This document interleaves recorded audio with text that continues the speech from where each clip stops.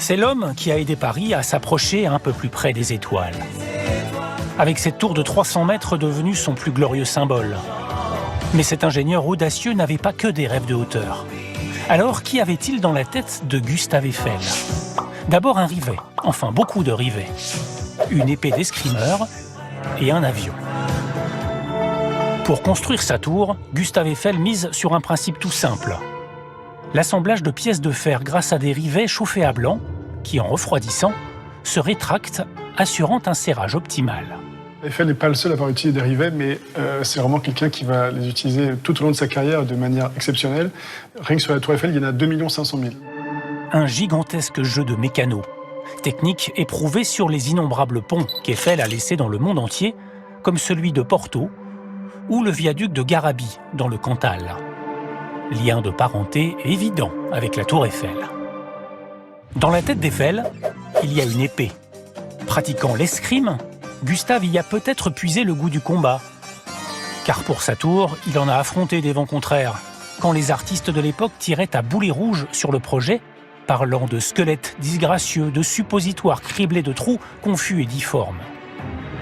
Et il devra encore s'escrimer 20 ans plus tard pour la sauver d'une destruction programmée, en lui trouvant une utilité scientifique avec l'installation des premières antennes radio. Dans la tête d'Eiffel, enfin, un avion. À la fin de sa carrière, il se passionne pour l'aéronautique, construit même son propre prototype. Et il installe au cœur de Paris une soufflerie pour les essais de résistance au vent.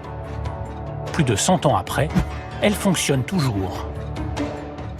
C'est ce petit bouton qui nous sert à faire tourner la turbine. Aujourd'hui, on n'y teste plus les avions, mais surtout des matériaux de construction. Il n'empêche, la soufflerie a grandement contribué au progrès de l'aéronautique.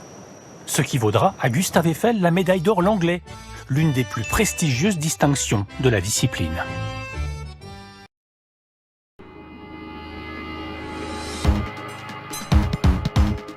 Elle est l'emblème de la France.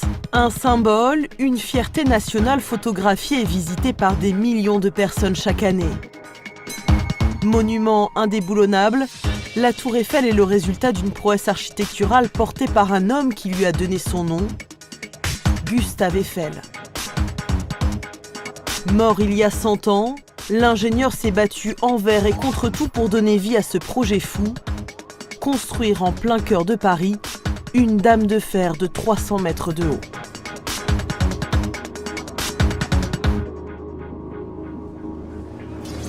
Paris sans elle ne serait pas Paris. La tour Eiffel, inaugurée en mars 1889, est construite en un peu plus de 2 ans. Un projet titanesque avec des défis techniques insensés qui n'auraient pas pu aboutir sans la détermination de Gustave Eiffel.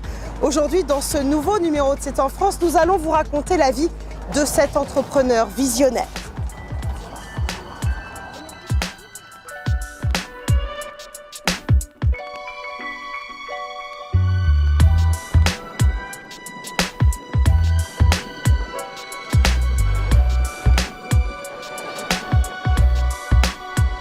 Bonjour Savin Yetman Eiffel, vous êtes l'un des descendants de Gustave Eiffel et vous êtes le commissaire de l'exposition organisée ici au pied de la tour Eiffel à l'occasion du centenaire de sa mort. Parlons d'abord de la naissance de ce projet hors norme qu'est la tour Eiffel. Gustave Eiffel au départ ne dessine pas la tour Eiffel. Alors, Gustave Eiffel, pour l'exposition de 89, on veut faire une grande tour de 1000 pieds, ce qui est un défi qui traînait depuis plusieurs années. Ils veulent le relever, mais c'est vrai que Gustave était occupé sur d'autres projets. Il était ingénieur, mais aussi en chef d'entreprise. Et ce sont 2 de ses proches collaborateurs, Maurice Coquelin et Nouguier, qui vont venir lui apporter un dessin de ce qu'ils ont appelé encore à l'époque un pylône de 300 mètres. Et c'était la première idée de la tour est là, mais c'était encore vraiment une esquisse, une épure très simple. Et c'est vrai qu'un pylône de 300 mètres, ça ne fait pas rêver. Et Gustave a dit, bon, c'est intéressant, mais retravaillez ça un petit peu, on en reparlera plus tard. Ils ont vu un architecte qui travaillait régulièrement avec les maisons Eiffel, Steven Sauvestre, qui lui a rhabillé la tour, lui a donné des plateformes pour les visiteurs, lui a donné aussi ces arches que l'on voit en haut, qui sont purement décoratives. Et le projet commençait à devenir beaucoup plus intéressant, il avait une finalité. Et là, Gustave a senti qu'il y avait vraiment quelque chose à faire pour l'exposition universelle. Il a dit banco, et là, il a mis toute son énergie, toute toutes ses finances, toute son entreprise derrière le projet, qu'il a fallu convaincre des politiciens, il a fallu investir, financer ce projet, et puis il a dirigé les travaux. Donc c'est vraiment, voilà, c'est le projet de Maurice Coquelin et de Noguier au départ, c'est cette première idée, mais très vite, voilà, Gustave Eiffel devient l'homme qui fait que la tour peut se réaliser. Et c'est pour ça que la tour, qu'il a toujours appelée la tour de 300 mètres, a été appelée rapidement par la presse la tour Eiffel. C'est un grand communicant, Gustave Eiffel. C'est ça qui fait sa force également, parce qu'au début, il faut convaincre l'opinion. Et Gustave Eiffel est là et défend sa tour bec et ongles. Tout à fait. En fait, Gustave Eiffel, très tôt, a su un petit peu faire de la presse, mettre en valeur les grandes constructions qu'il avait fait à travers le monde, ce qui se faisait assez peu à l'époque. Et dans le cas de la tour Eiffel, il y a eu une opposition très très forte. Pas tant de l'opinion publique que de l'establishment, je dirais, des grands artistes issus des beaux-arts, les architectes, les peintres, les sculpteurs un peu en vue de l'époque, et qui prenaient vraiment la tour Eiffel comme une abomination, une attaque au beau, au sens du beau que eux défendaient, qui était un art académique beaucoup plus classique. Et donc Gustave Eiffel a dû vraiment se battre très fort contre eux. Et il y a notamment une protestation des artistes dans la presse qui fait une espèce de coup de semonce avec plein de grands signataires, Charles Garnier, Maupassant, Gounod, enfin tous les grands artistes de l'époque. Et Gustave Eiffel, heureusement, a su répondre, a été prévenu de cette protestation, a rédigé rapidement une réponse qui est parue dans le même jour et qui a démonté point par point les arguments. Et donc cette attaque a échoué. Et donc voilà, Gustave Eiffel a vraiment dû se battre pour imposer sa tour tout du long. Parce qu'à l'époque, le fer, il faut le cacher finalement, il ne faut pas l'exposer comme ça. Voilà, en fait, on est vraiment dans une période de grande transformation. Le fer contre la pierre, les architectes contre les ingénieurs, les modernes contre les académiques. Et donc, le fer, c'est quelque chose qui se cache. L'Opéra Garnier, par exemple, est un très bon exemple. Les structures, la coupole sont en métal, mais on le cache par du stuc, par des décorations. Et donc là, montrer le fer, c'est une sculpture nue, c'est pour eux, c'est un échafaudage. Donc c'est vraiment l'antithèse de tout ce que pensent les architectes de l'époque.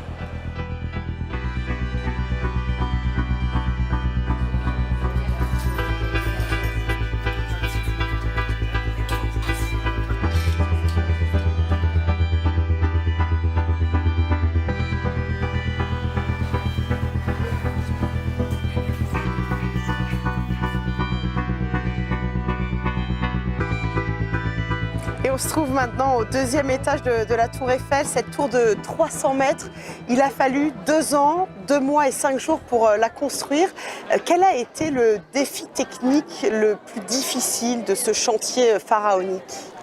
Il y a eu beaucoup de points techniques assez compliqués à relever, mais le point le plus délicat, c'était la jonction entre les 4 pieds de la tour.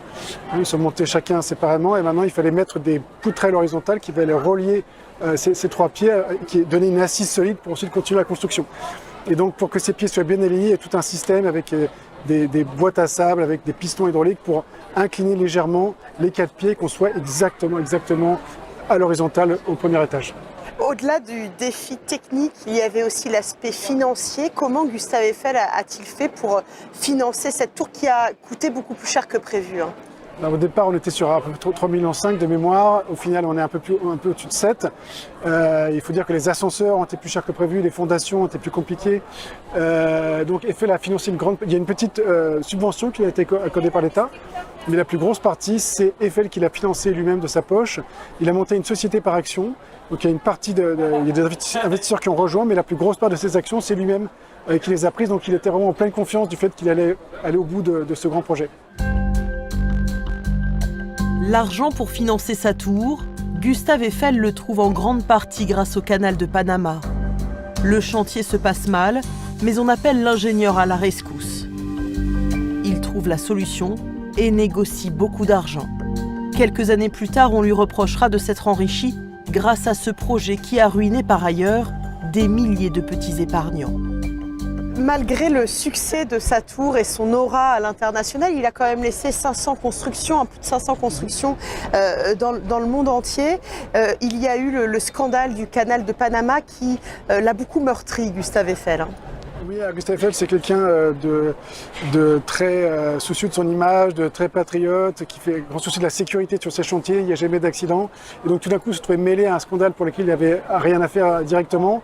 Ça a été très très pénible pour lui. La presse s'est vraiment déchaînée contre lui puisque c'était voilà, une cible facile, quelqu'un qui était une image publique importante et qui avait un peu gagné d'argent effectivement sur le canal de Panama, mais pour des travaux qu'il avait effectués en tant qu'entrepreneur, c'était normal d'être payé.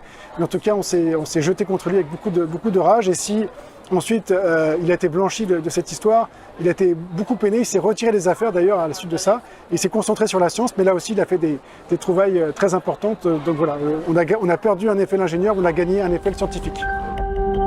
Retiré des affaires, Eiffel sait que son chef-d'œuvre sera détruit s'il ne représente pas un intérêt scientifique majeur.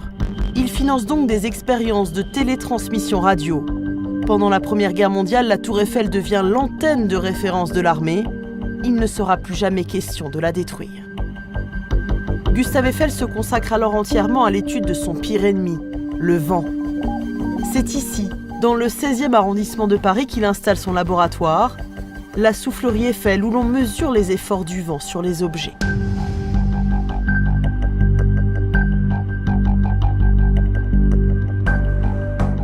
Et nous sommes maintenant à l'intérieur de la soufflerie avec Jean-Marie Franco. Vous êtes le directeur du laboratoire aérodynamique Eiffel.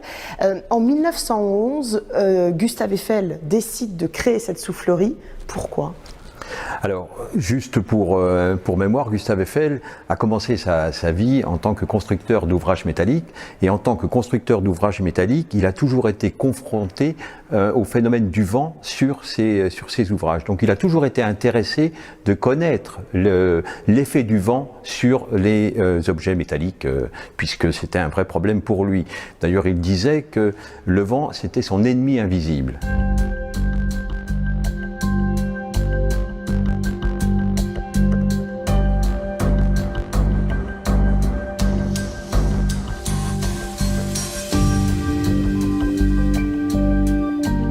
Concrètement, quelles expériences Gustave Eiffel mène-t-il ici dans cette soufflerie ? Ici, on va tester des maquettes d'avions. C'est principalement maquettes d'avions, hélices, d'avions, ailes.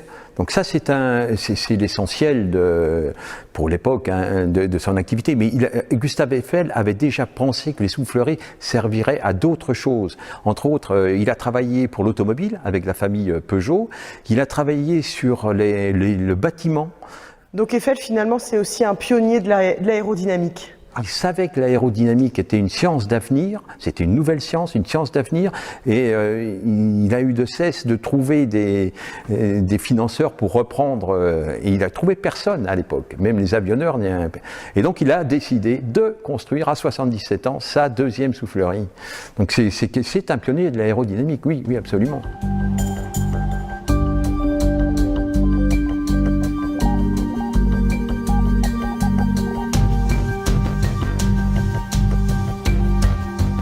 Aujourd'hui, cette chambre d'essai est en fonctionnement.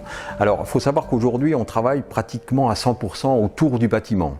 On continue et ça fait 111 ans que cette soufflerie tourne et on espère bien que ça va continuer encore longtemps. Merci beaucoup.